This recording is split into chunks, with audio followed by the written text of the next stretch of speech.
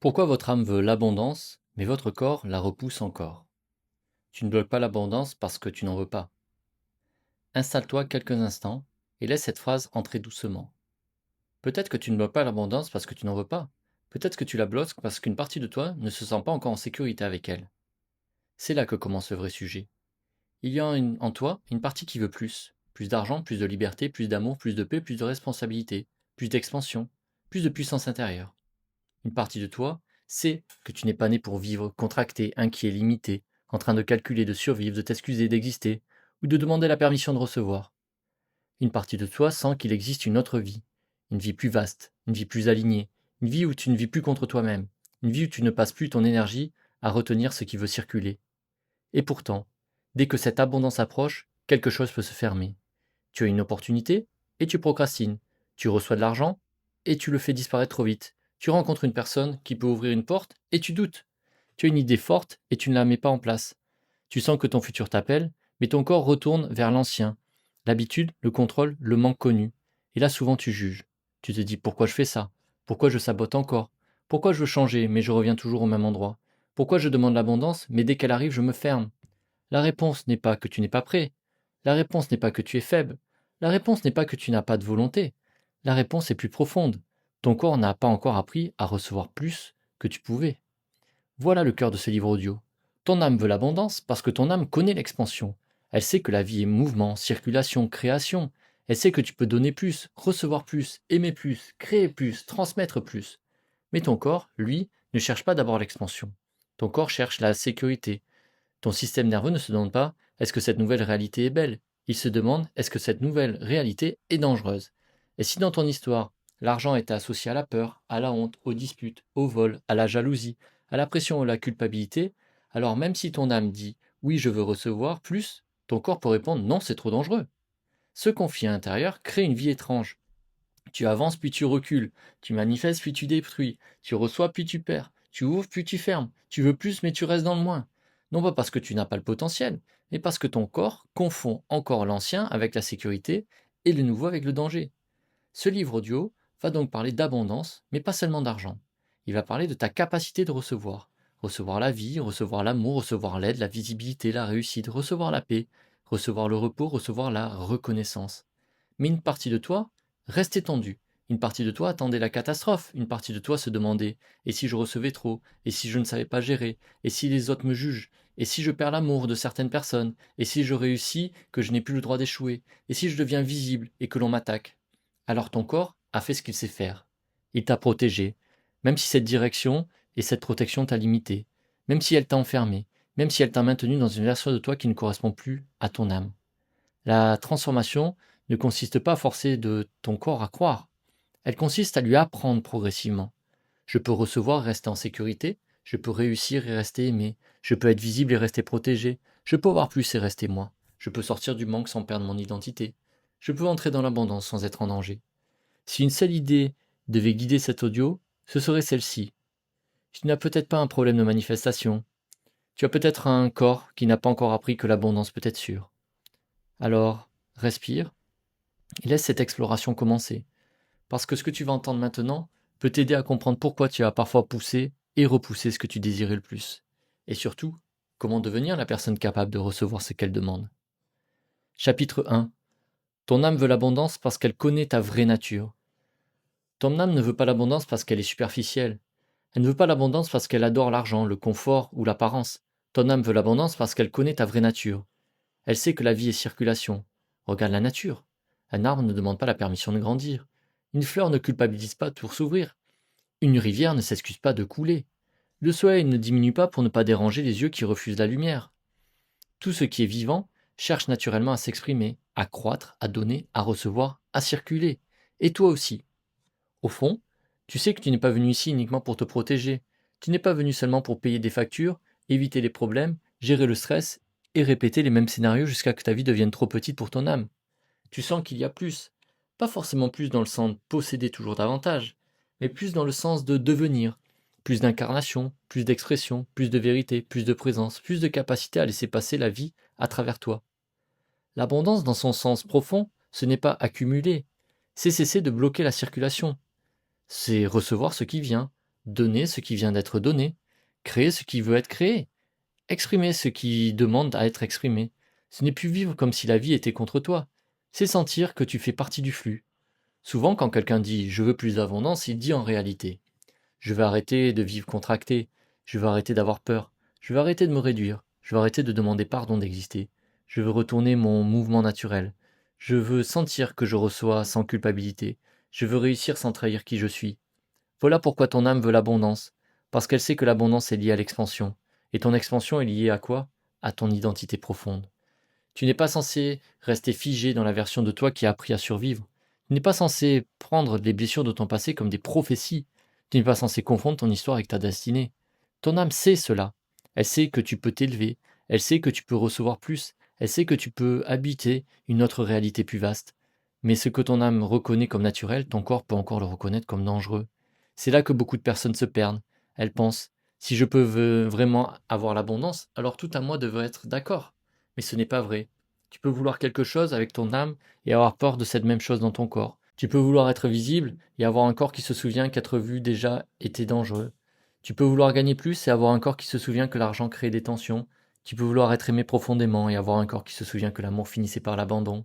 Tu peux vouloir réussir et avoir un corps qui se souvient que ceux qui réussissaient s'étaient critiqués, enviés ou rejetés. Tu peux vouloir prendre ta place et avoir un corps qui a appris que prendre trop de place déclenchait le jugement. Alors ton âme dit avance, mais ton corps dit attention. Ton âme dit tu peux recevoir, mais ton corps dit et si c'était dangereux. Ton âme voit l'expansion, ton corps scanne le risque.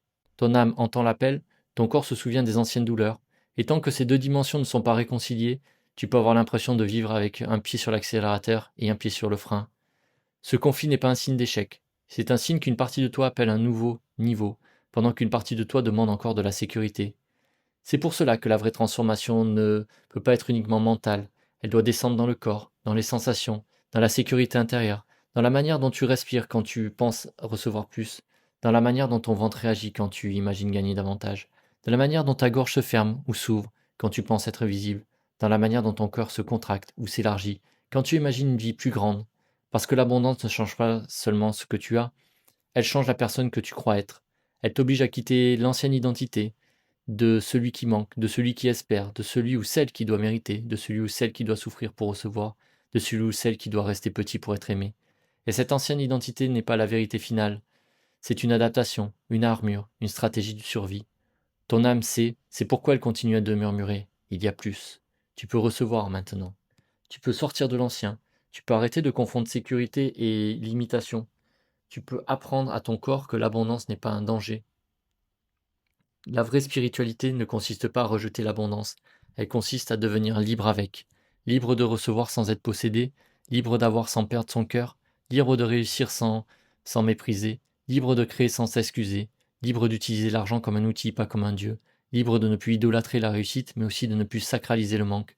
Ton âme ne veut pas que tu deviennes prisonnier de l'abondance, elle veut que tu cesses d'être prisonnier du manque, et c'est différent. Alors retiens ceci, ton âme veut l'abondance parce qu'elle connaît ta vraie nature. Elle sait que tu fais circuler la vie, pas vivre contracté contre elle. Elle sait que ton potentiel ne se limite pas à tes anciennes blessures. Elle sait que tu peux recevoir plus sans te perdre. Mais ton corps, lui, il a besoin d'apprendre. Il a besoin d'être rassuré. Il a besoin de nouvelles preuves. Il a besoin de sentir que l'expansion peut être sûre. Et maintenant, nous allons entrer dans le cœur du sujet. Ton corps ne repousse pas l'abondance. Il repousse le danger qu'il a appris à associer à l'abondance. Chapitre 2. Ton cœur ne repousse pas l'abondance, il repousse le danger associé à l'abondance. Ton corps n'est pas ton ennemi. C'est peut-être la première chose à comprendre. Ton corps ne cherche pas à te détruire, ni à détruire ta vie. Il ne cherche pas à saboter ton futur. Il ne cherche pas à t'empêcher d'être libre, riche, aimé, épanoui ou pleinement vivant. Ton corps cherche d'abord à te protéger, même quand sa protection te limite, même quand sa protection te maintient dans des situations que tu ne veux plus, même quand sa protection ressemble à de l'autosabotage. Ton corps fonctionne avec une logique ancienne. Il ne cherche pas d'abord ce qui est beau, il cherche ce qui est sûr. Il ne cherche pas d'abord ce qui est aligné, il cherche ce qui est connu. Il ne cherche pas d'abord ton plus grand potentiel. Il cherche à éviter ce qu'il identifie comme une menace. Et parfois, ce que ton âme appelle abondance, ton corps l'a classé dans la catégorie danger.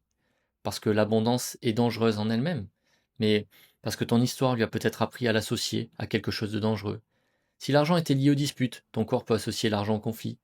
Et si ceux qui réussissaient étaient critiqués, ton corps peut associer la réussite au rejet. Si tu as été humilié quand tu prenais ta place, ton corps peut associer visibilité et honte. Si on t'aimait davantage quand tu étais discret, sage, utile ou adapté, ton corps peut associer ton expansion à la perte d'amour. Si tu as entendu que l'argent corrompt, que les riches sont mauvais, ou que ceux qui gagnent beaucoup profitent des autres, une partie de toi peut vouloir l'abondance tout en ayant peur de devenir quelqu'un que tu n'aimes pas.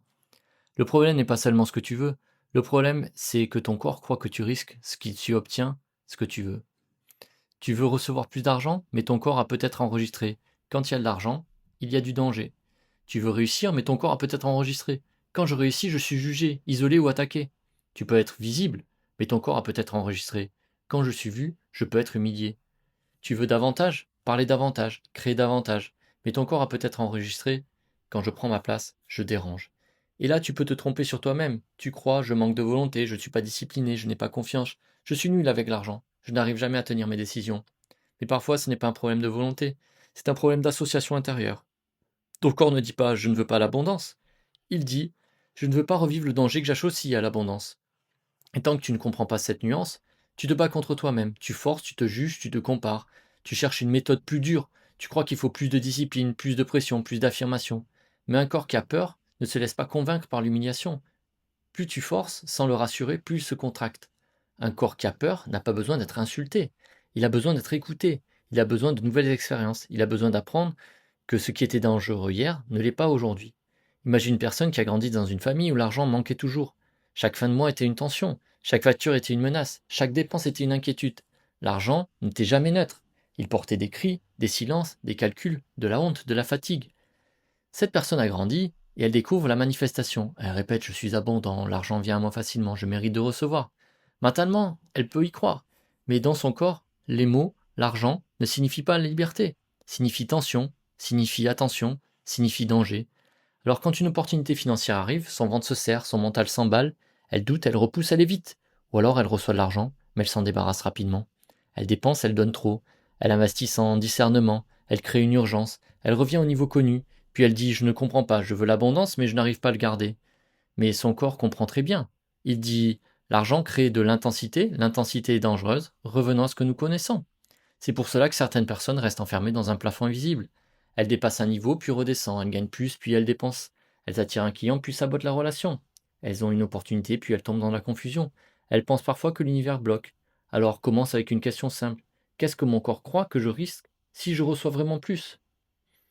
Pas que ton mental répond. Ton mental dira rien, je veux plus. Mais ton corps dira peut-être je risque d'être jugé, je risque d'être seul, je risque d'être attaqué, je risque de perdre l'amour, je risque de ne pas savoir gérer, je risque de devenir comme ceux que je critique, je risque de ne plus appartenir à ma famille. Là, tu touches le vrai nœud.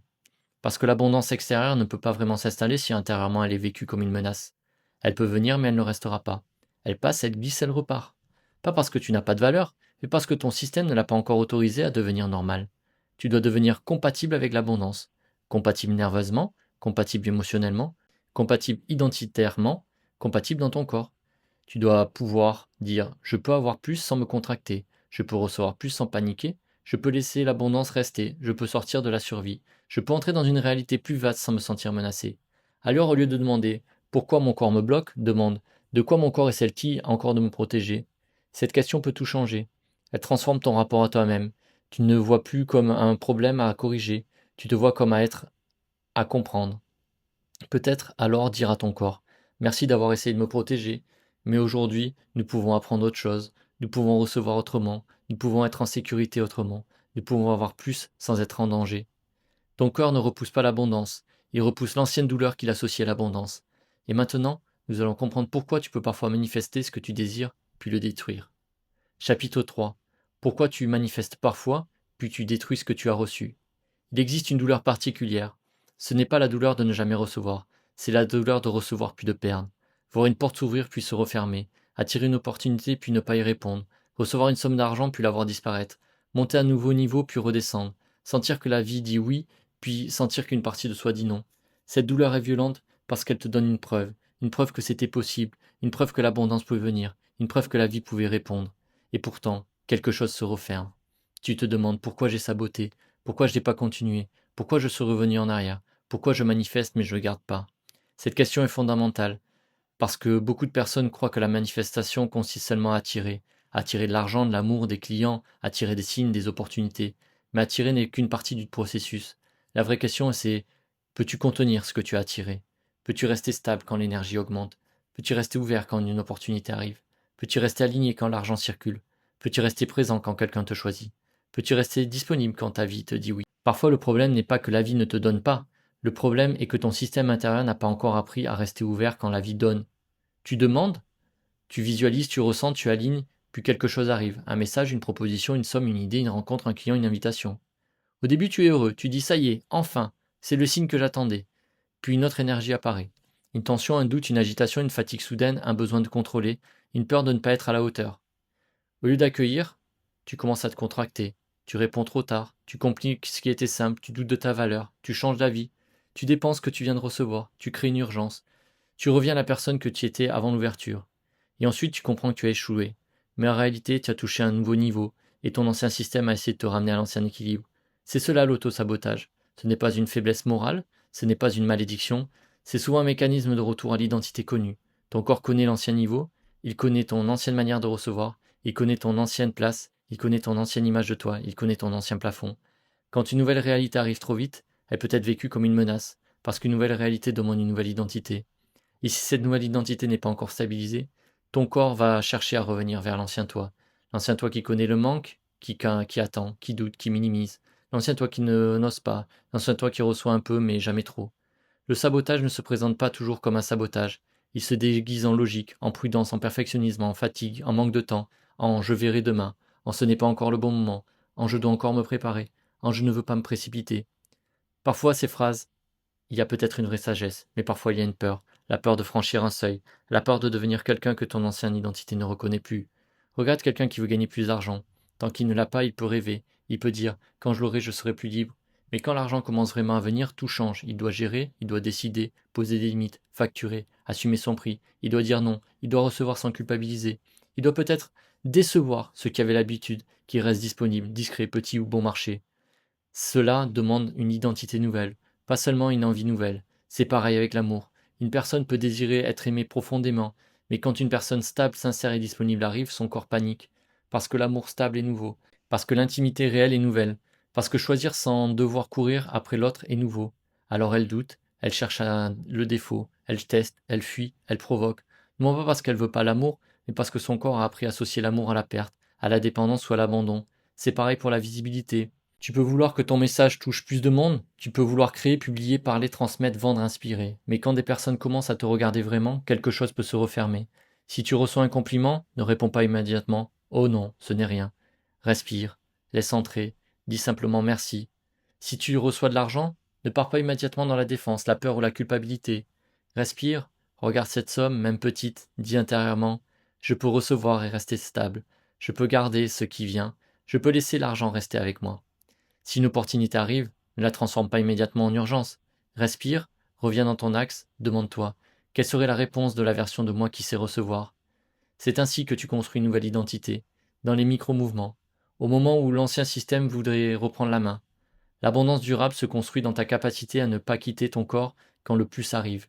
Ne pars pas dans la panique, ne pars pas dans l'euphorie, ne pars pas dans le contrôle, ne pars pas dans l'évitement. Reste, respire, accueille, stabilise. C'est peut-être cela la vraie maturité de la manifestation. Pas seulement attirer, rester. Rester présent quand la vie répond. Rester incarné quand la porte s'ouvre. Rester aligné quand ton ancien toi voudrait reprendre le pouvoir. Alors si tu as déjà manifesté puis perdu, ne transforme pas cela en preuve que tu es incapable. Vois-le autrement. Tu as peut-être attiré une réalité avant d'avoir stabilisé le corps capable de le contenir. Maintenant, ton travail n'est pas de te punir. Ton travail est de devenir plus stable que ton ancien programme. De rester là où tu fuyais, de respirer là où tu contractais, de garder là où tu laissais partir, de recevoir là où tu minimisais, de t'autoriser là où tu culpabilisais. Parce que tu n'es pas seulement en train d'attirer une nouvelle vie, tu es en train d'apprendre à être la personne qui ne la détruit pas par peur de la perdre. Chapitre 4. L'abondance active tes anciennes mémoires de manque. Beaucoup de personnes pensent que l'abondance va seulement résoudre leurs problèmes. Elles se disent, si j'avais plus d'argent, plus d'amour, plus de réussite, plus de liberté, tout irait mieux. Et d'une certaine manière, oui, l'abondance peut soulager, elle peut ouvrir, elle peut donner plus d'air, plus de choix, plus de mouvement. Mais l'abondance ne vient pas seulement de donner plus, elle vient aussi de relever ce qui, en toi, n'a pas encore appris à recevoir plus. Elle met en lumière les anciennes mémoires, les anciennes peurs, les anciennes loyautés, les anciennes humiliations, les anciennes conclusions que ton corps a tirées sur l'argent, la réussite, la visibilité, l'amour et la sécurité. C'est pour cela que l'abondance peut réveiller des émotions étranges. Quand elle est loin, tu peux rêver, tu peux imaginer, tu peux espérer. Mais quand elle devient proche, concrète, réelle, quelque chose s'active. Une peur, une crispation, une culpabilité, une agitation, une impression de ne pas être légitime, une sensation que tout peut s'effondrer, une envie de te justifier. Et ce n'est pas toujours le présent qui parle. Parfois c'est une mémoire qui dit recevoir trop attire les problèmes, réussir attire la jalousie, avoir plus te séparera des autres. Si tu dépasses ta famille, tu ne seras plus aimé. Si tu es visible, tu peux être attaqué. Si tu as de l'argent, on peut te le prendre. Si tu reçois, tu devras rendre. Si la vie te donne, il y aura un prix à payer. Ces phrases ne sont pas toujours conscientes, mais ton corps peut les porter. Dans tes tensions, dans sa manière de te fermer, dans sa manière de saboter, dans sa manière de te faire disparaître quand ça arrive. Tu ne réagis pas toujours à l'abondance elle-même, tu réagis parfois à l'histoire que ton corps associe à l'abondance. Si dans ton passé l'argent était accompagné de stress, ton corps peut associer argent à stress. Si réussir signifiait être critiqué, ton corps peut associer réussite à attaque. Si recevoir signifiait devoir quelque chose, ton corps peut associer cadeau et dette. Si être heureux attirait une punition, ton corps peut associer joie et danger. Si prendre sa place déclenchait des réactions, ton corps peut associer expansion et menace. Et ces mémoires ne viennent pas toujours seulement de ton histoire personnelle. Elles viennent parfois d'un système familial. Dans certaines familles, l'argent était tabou, on ne parlait pas, ou alors on parlait uniquement quand il manquait. L'argent apparaissait quand une facture, une tension, une inquiétude, une dispute, une urgence, une comparaison, une injustice. Alors l'enfant apprend sans qu'on lui fasse un cours. L'argent c'est compliqué, l'argent c'est dangereux, l'argent c'est une source de problèmes, l'argent ce n'est pas fluide. Puis cet enfant devient adulte, il veut plus d'argent, mais son corps a encore l'empreinte des silences, des soupirs, des fins de mois, des regards, des colères. Quand une somme arrive, il ne reçoit pas seulement une somme, il reçoit toute la charge émotionnelle associée à l'argent. Alors il panique. Il contrôle, il dépense, il évite, il revient au niveau connu. Non pas parce que l'argent est mauvais, mais parce que la mémoire autour de l'argent n'est pas pacifiée. Dans d'autres familles, la réussite était mal vue. On disait il a changé, elle se croit supérieure, les riches sont tous pareils, il doit y avoir quelque chose de louche, quand on réussit on oublie d'où l'on vient. L'enfant attend, il associe, il apprend qu'avoir plus peut vouloir dire être exclu, réussir peut vouloir dire être trahi, briller peut vouloir dire perdre l'apparence. Plus tard, quand il commence à réussir, une peur inconsciente apparaît. Si je vais trop loin, vais-je être aimé? Si je gagne plus, vais-je encore appartenir à mon clan? Si je deviens visible, vais-je être critiqué comme ceux qu'on critiquait? Voilà pourquoi certaines personnes restent inconsciemment fidèles au manque. Pas parce qu'elles aiment le manque, mais parce que le manque leur permet de rester loyales à leur histoire. Elles n'osent pas dire je veux plus, parce qu'une partie d'elles entend si tu veux plus, tu abandonnes les autres. Si tu réussis, tu les trahis. Si tu changes, tu ne seras plus les nôtres. Cette loyauté invisible peut coûter très cher. Elle peut te faire refuser des opportunités, rester au même niveau, saboter ton argent, minimiser les talents, te cacher derrière une fausse humilité, vivre petit pour ne pas réveiller l'inconfort des autres. Mais pose-toi cette question. Est-ce vraiment de l'amour rester limité pour rassurer ceux qui ont peur de te voir grandir? Est-ce vraiment de la loyauté de reproduire les mêmes manques? Est-ce vraiment honorer ton histoire que de refuser la vie qui veut maintenant circuler à travers toi? Peut-être que la vraie loyauté n'est pas de répéter le manque, peut-être que la vraie loyauté c'est de transformer la lignée. Ces questions révèlent le contrat invisible, contrat de petitesse, contrat de loyauté au manque, contrat de non-visibilité, contrat de sacrifice. Le contrat où tu as décidé, je ne recevrai pas trop pour ne pas déranger, je ne brillerai pas trop pour ne pas être attaqué, je ne réussirai pas trop pour ne pas être rejeté, je ne gagnerai pas trop pour ne pas être différent. Aujourd'hui tu peux rompre ces contrats, pas dans la violence, dans la conscience. Tu peux dire je remercie les stratégies qui m'ont protégé, mais je choisis une nouvelle alliance avec l'abondance. Je choisis de recevoir sans peur, je choisis de grandir sans culpabilité, je choisis de réussir sans abandonner mon cœur, je choisis d'être visible sans me trahir, je choisis de laisser la vie circuler davantage à travers moi. Chaque fois qu'une mémoire ancienne se réveille, ne la crois pas intérieurement, reconnais-la. Dis, je vois cette peur, je vois cette culpabilité, je vois cette ancienne loyauté, mais je ne suis plus obligé de lui obéir. Ce n'est pas effacer ton passé, c'est cesser de prendre ton passé pour une prophétie. Ce n'est pas mépriser ceux qui ont manqué, c'est honorer l'histoire en ouvrant ton chemin. Peut-être que c'est cela que ton âme veut vraiment. Pas seulement que tu aies plus, mais que tu libères ta ligne intérieure d'une ancienne contraction. Montrer qu'on peut recevoir sans devenir dur, réussir sans mépriser, avoir plus sans perdre l'amour, s'élever sans écraser, être abondant et rester profondément humain. L'abondance active tes anciennes mémoires parce qu'elle vient toucher l'endroit où tu as appris à te limiter pour survivre. Mais cette activation n'est pas un échec, c'est une invitation à voir ce qui était caché, à libérer ce qui était hérité, à rompre les anciens contrats de petitesse, à devenir la première version de toi qui reçoit sans honte, sans fuir, sans sabotage. 5. Le corps ne croit pas tes affirmations, il croit ton état intérieur. Il y a une erreur fréquente dans la manifestation, le développement personnel et la reprogrammation du subconscient. Croire qu'une phrase répétée suffit. On répète je suis abondant, je mérite de recevoir, l'argent vient à moi facilement, je suis en sécurité, je suis prêt à recevoir plus. Mais pendant que la boucle répète, le corps dit autre chose. La gorge est serrée, la poitrine est contractée, le ventre est fermé, le souffle est court. Le mental cherche des preuves que c'est faux. Et le corps n'écoute pas seulement les mots, il écoute l'état intérieur. Si tu dis je suis en sécurité avec un corps en alerte, le message profond n'est pas la phrase. Le message profond est l'alerte. Si tu dis je mérite de recevoir tout en ressentant de la honte, le corps ne reçoit pas une permission, il reçoit une contraction. Si tu dis l'argent vient à moi facilement avec une peur de perdre, ton système n'enregistre pas facilité, il enregistre la menace. Voilà pourquoi certaines affirmations restent en surface. Ce n'est pas parce qu'elles sont inutiles, c'est parce qu'elles ne sont pas encore incarnées. Une affirmation devient puissante quand elle devient une expérience intérieure, quand elle descend dans la respiration, dans la posture, dans la sensation, dans la manière de ton corps à apprendre à ne plus se défendre. Le subconscient ne se reprogramme pas uniquement avec des mots, il se reprogramme avec l'association entre les mots, l'image, l'émotion et la répétition.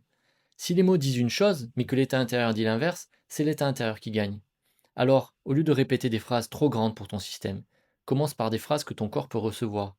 Pas je suis totalement riche, libre et invincible, mais je peux commencer à recevoir un peu plus en sécurité. Mon corps apprend à ne plus se fermer devant l'abondance.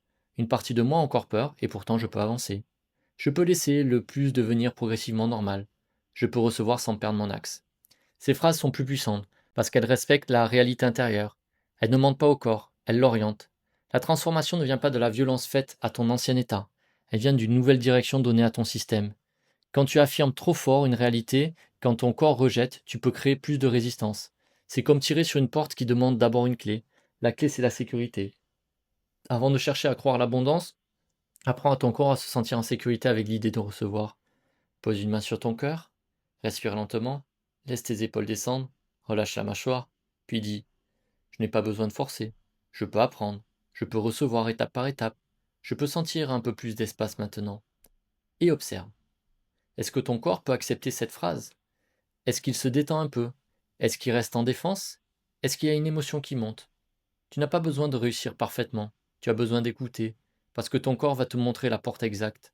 Si tu dis je peux recevoir et que la gorge se bloque, peut-être que recevoir était lié à l'expression, à la honte ou à la dette. Si tu dis je peux gagner plus et que le ventre se serre, peut-être que l'argent est lié à la peur ou au contrôle. Si tu dis je peux être visible et que la poitrine se contracte, peut-être que la visibilité est liée au jugement. Si tu dis je peux réussir et qu'une fatigue soudaine arrive, peut-être que la réussite est liée à l'épuisement. Le corps montre l'association invisible. Il ne faut pas l'attaquer, il faut la lire. Une affirmation puissante n'est pas une phrase qui écrase le corps, c'est une phrase qui ouvre une porte. Par exemple, je peux recevoir plus que ce que mon passé m'a appris à attendre.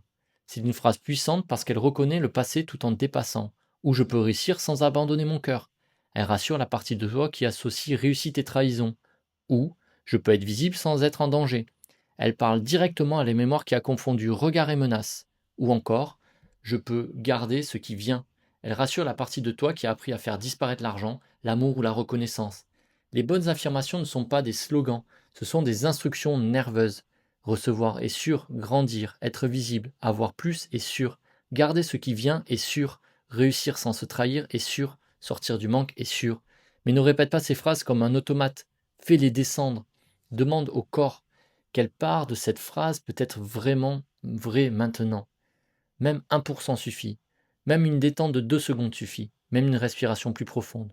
Tu ne construis pas une nouvelle identité en exigeant une révolution instantanée. Tu la construis par micro-preuves.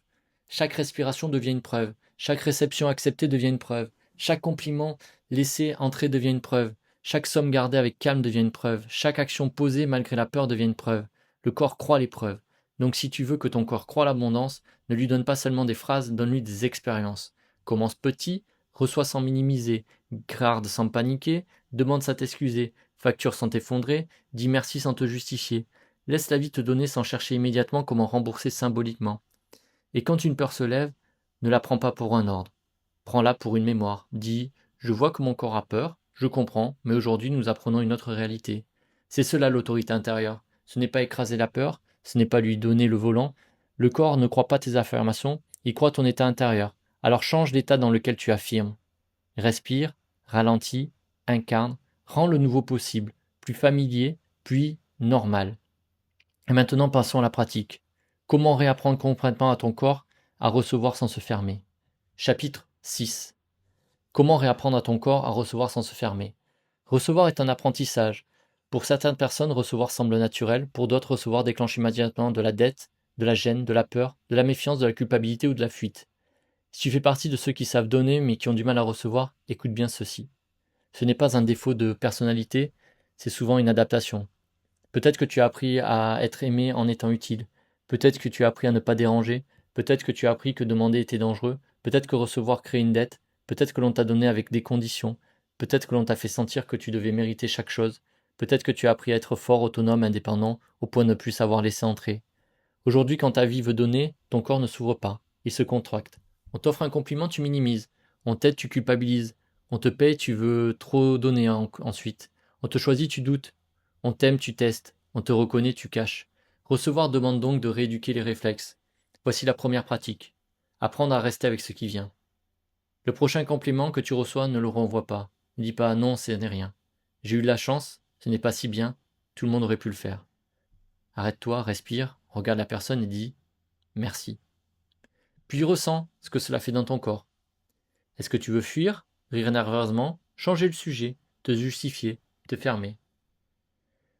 Reste quelques secondes, c'est une micro-reprogrammation. Tu apprends à ton corps, tu peux recevoir de la reconnaissance sans danger.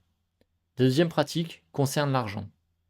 Quand une somme arrive, même petite, ne pars pas immédiatement dans le stress. Ne le transforme pas en calcul, ne la fais pas disparaître trop vite, ne te dis pas immédiatement oui mais ce n'est pas assez, oui mais ça va repartir, oui mais j'ai tellement de charges, oui mais je dois vivre à régler ça. Respire. Regarde cette somme comme une preuve de circulation. Dis, je laisse cette somme entrer. Je peux recevoir et rester stable. Je peux garder l'argent sans panique. Je peux laisser l'abondance rester dans mon espace. Reste présent. Il ne s'agit pas de nier tes responsabilités. Tu peux payer tes factures, tu peux gérer, tu peux planifier. Mais ne laisse pas ton premier réflexe être la peur, être la réception et l'action. Crée un espace. Dans cet espace, ton identité change. La troisième pratique consiste à recevoir sans surcompenser. Certaines personnes, dès qu'elles reçoivent, veulent donner 2 fois plus. Elles se sentent en dette. Elles ne supportent pas la sensation d'être simplement servies, aidées, reconnues et payées.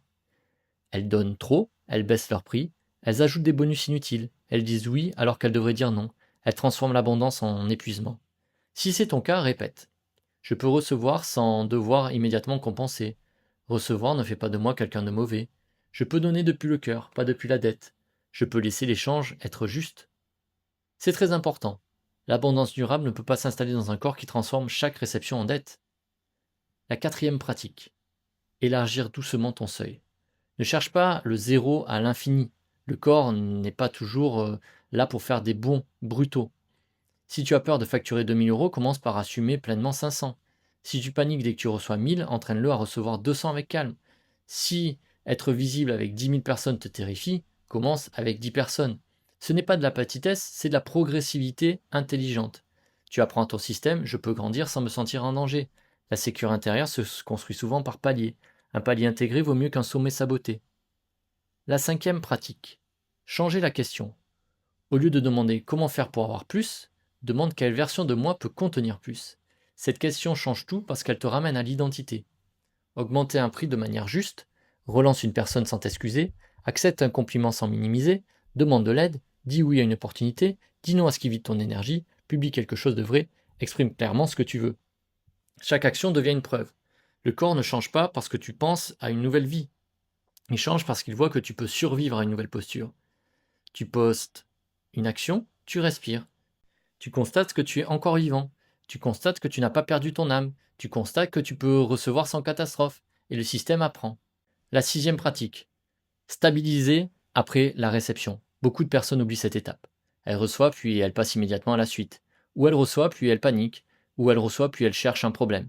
Stabiliser, c'est dire je vois que j'ai reçu, je laisse cela être réel, je laisse mon corps intégrer, je ne cours pas tout de suite, je ne sabote pas, je laisse le plus devenir normal.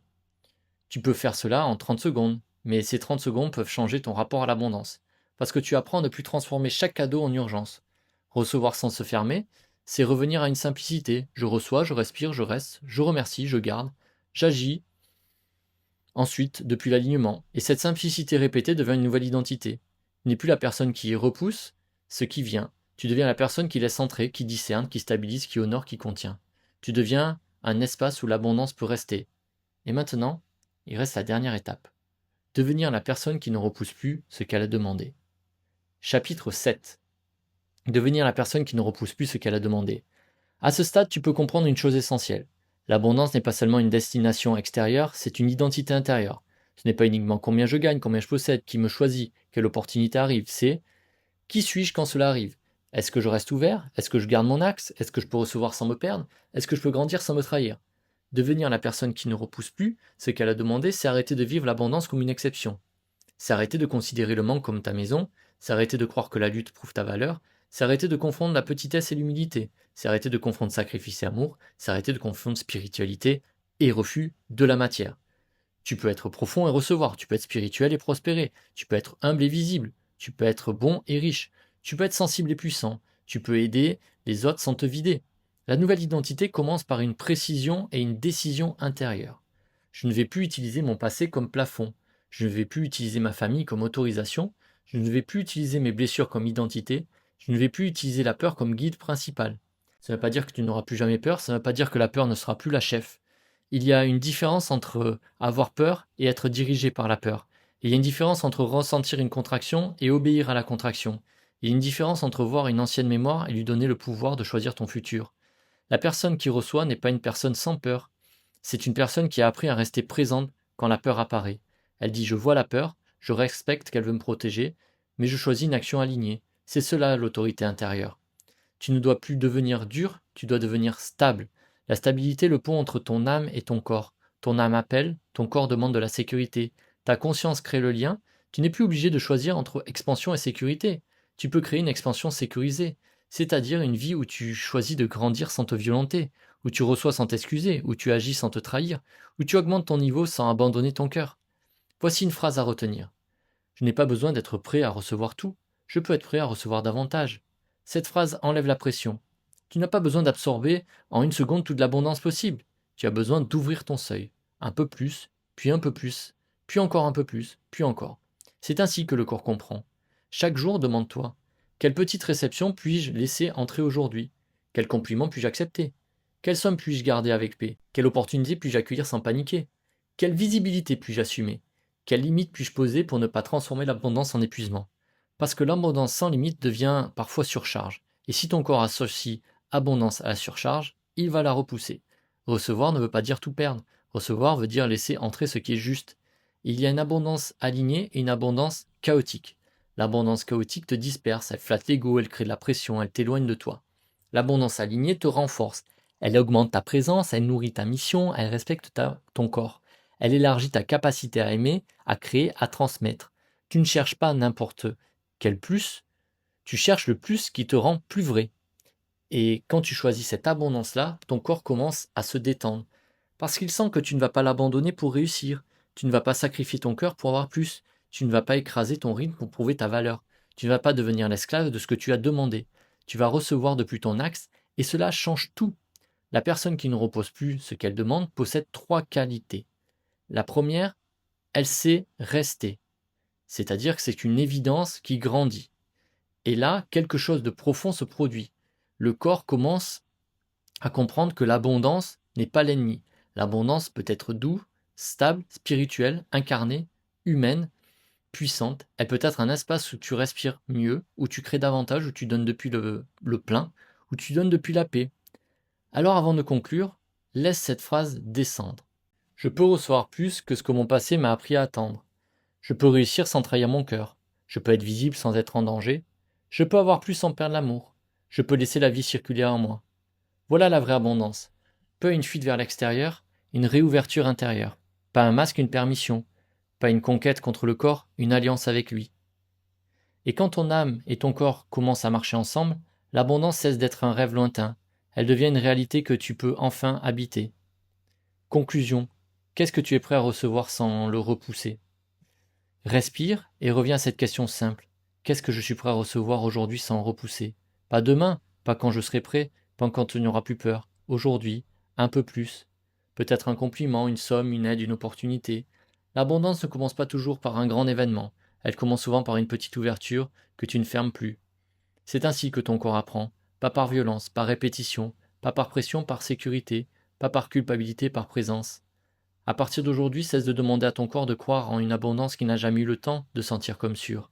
Apprends-lui, montre-lui, rassure-le, guide-le, expose-le doucement au plus. Laisse-le découvrir qu'il peut recevoir sans mourir, réussir sans être rejeté, être visible sans être détruit, avoir plus sans perdre son cœur. Et souviens-toi, tu n'es pas cassé, tu n'es pas condamné au manque, tu n'es pas incapable de recevoir. Tu es peut-être simplement en train de réapprendre à ton système qu'une autre réalité peut être habitée. Et demande-toi maintenant, qu'est-ce que je suis prêt à recevoir aujourd'hui, sans le repousser.